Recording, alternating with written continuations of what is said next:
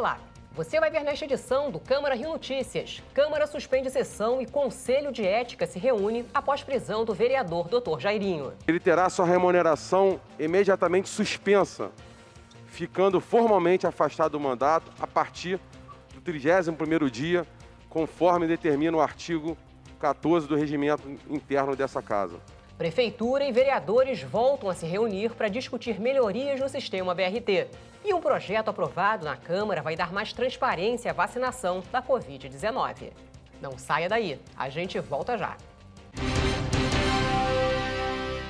A gente começa esta edição do Câmara Rio Notícias falando da repercussão no Legislativo Municipal da prisão do vereador Dr. Jairinho. Vereadores se pronunciaram sobre o caso durante a sessão plenária desta quinta-feira. No grande expediente que teve início às 2h da tarde, os parlamentares usaram o espaço para se manifestar sobre a morte do menino Henri Borel e a situação do vereador Dr. Jairinho. O vereador Chico Alencar pediu a suspensão dos trabalhos e disse que a Câmara tem que dar exemplo e discutir a situação do parlamentar com a responsabilidade que o caso exige. A rigor, diante de tal episódio dramático, chocante, absurdo, violento, e das evidências, a investigação prossegue, é verdade, das evidências de que esse crime foi cometido por um membro dessa casa, nós devíamos, em primeiro lugar, suspender a ordem do dia e nos dedicarmos com a gravidade, com a sobriedade, com a pungência que um caso desses requer, a discutir essa questão. A vereadora Mônica Benício defendeu o afastamento imediato do vereador e chamou a atenção para a importância da vida e da segurança das crianças. Essa Câmara ter a postura imediata do afastamento dele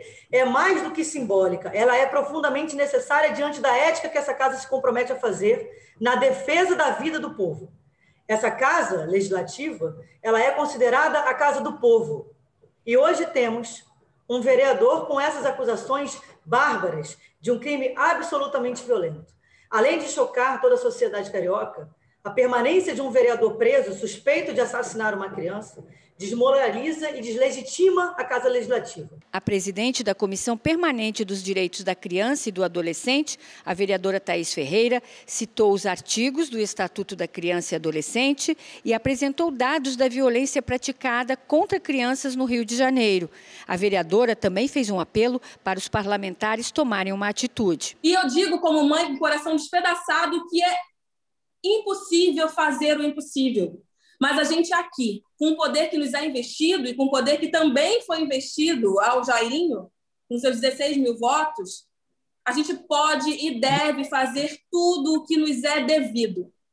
E o que é devido a essa casa? Não é passar por cima do corpo de mais uma criança morta como se não fosse nada.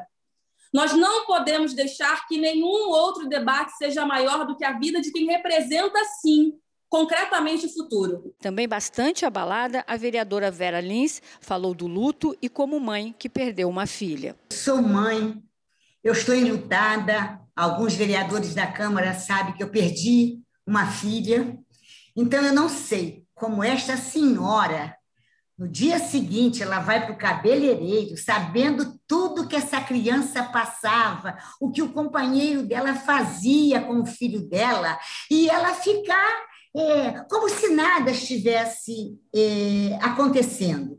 Eu concordo com o vereador Paulo Pinheiro, com a vereadora Tereza Berger, que hoje não tem realmente clima para ser votado nada. A Câmara está enlutada, a Câmara está de luto, então não tem como se votar coisa nenhuma nessa casa.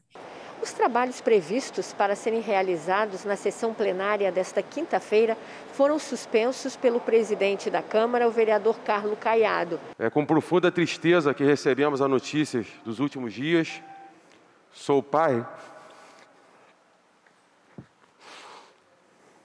de 2 filhas e não consigo imaginar a dor de uma perda que temos o dever de proteger. Uma vida, independente de quem seja, é sagrada. E se tratando de uma criança, nos causa ainda mais perplexidade. É o nosso dever dar proteção e defender o seu direito.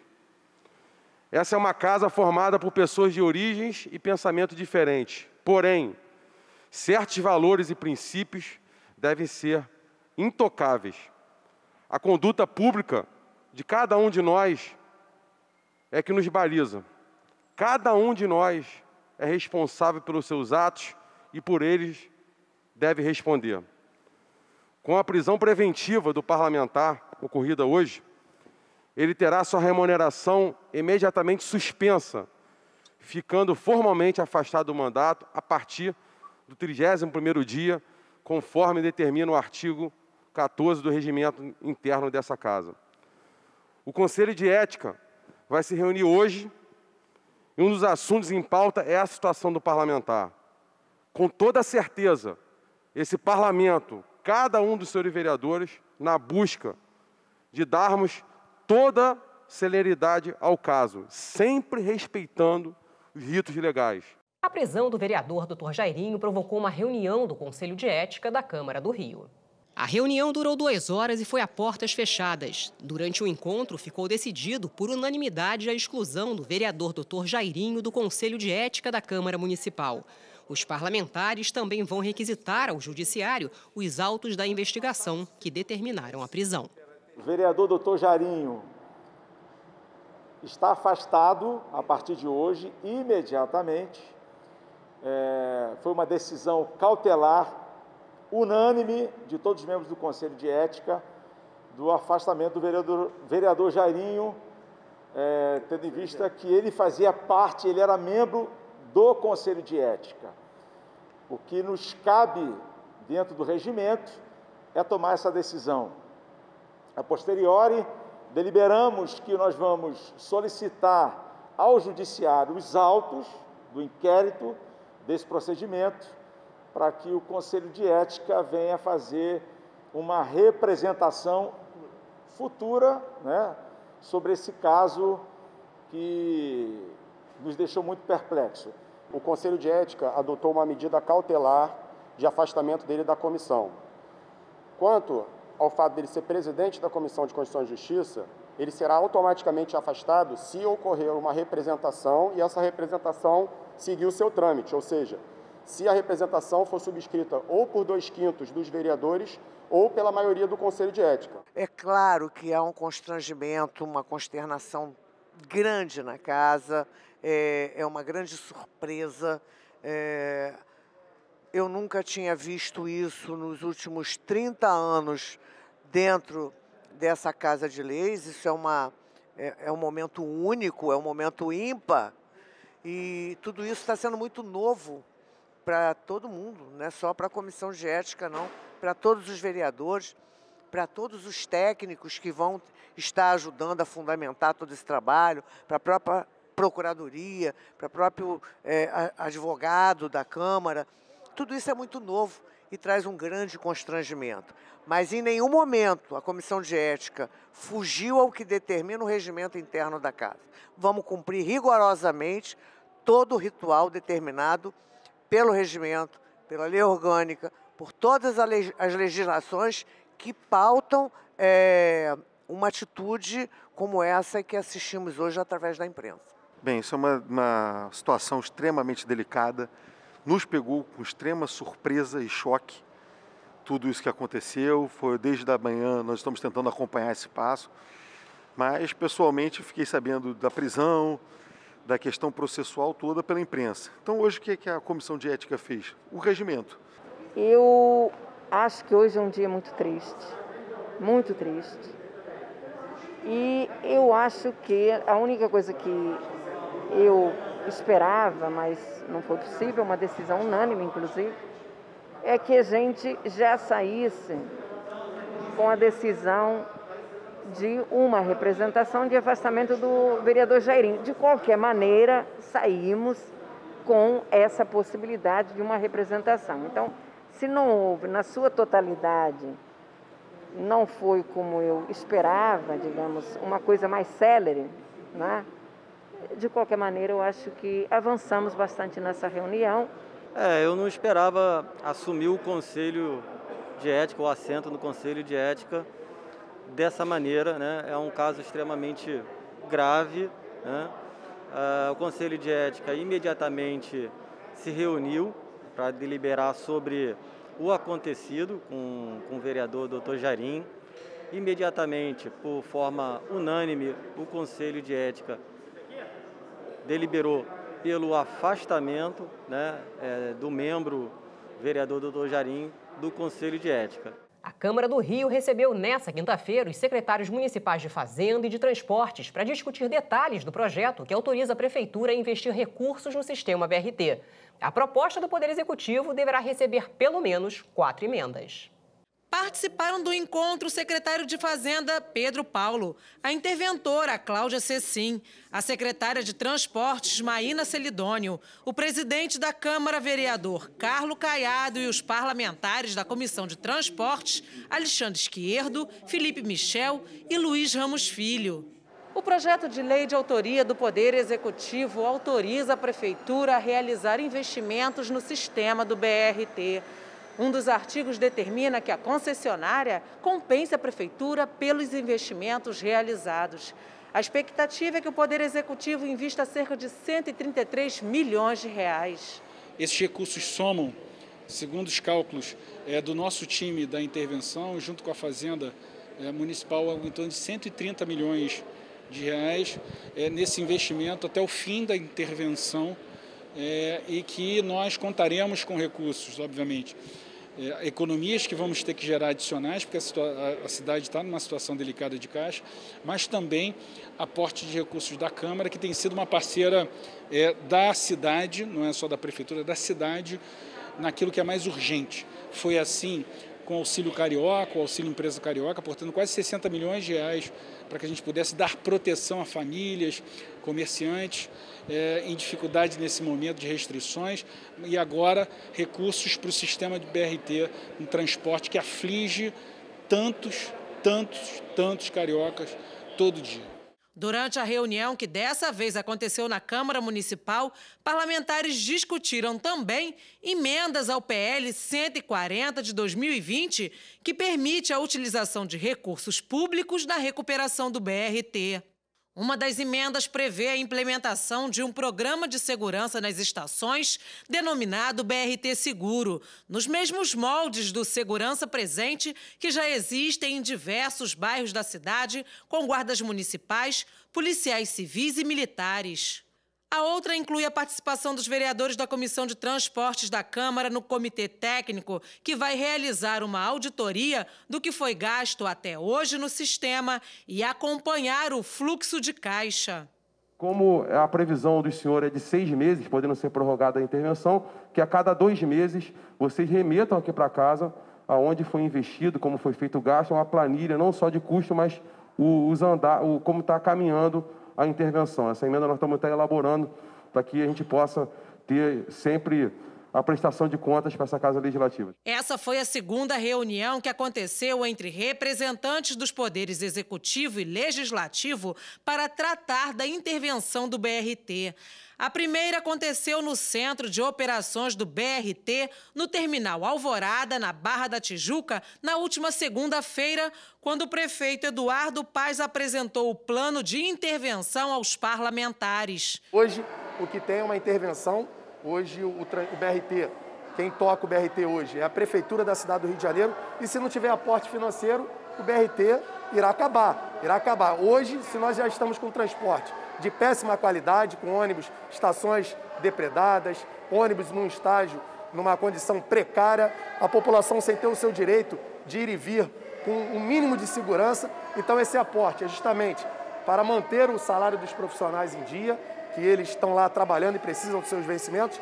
As más condições dos ônibus do BRT têm sido alvo de constantes reclamações da população, que tem enfrentado, como, por exemplo, a superlotação nos veículos e a depredação das estações do BRT. Você vai ver no próximo bloco. Projeto aprovado na Câmara que inclui pessoas com deficiência no grupo de prioridades para vacinação da Covid-19 é sancionado pela Prefeitura. A Câmara Municipal do Rio aprovou, em primeira discussão, um projeto de lei para dar transparência na distribuição e aplicação de vacinas contra a Covid-19. O objetivo do projeto é evitar casos de fraudes, fura-filas e desvios de doses na cidade, como o que aconteceu em Belo Horizonte com a enfermeira que aplicava vacinas desviadas em empresários. O projeto de lei institui um sistema de transparência e rastreamento das doses de vacinas de combate à Covid-19 recebidas pelo município, assim como a identificação da população vacinada como forma de controle das doses utilizadas.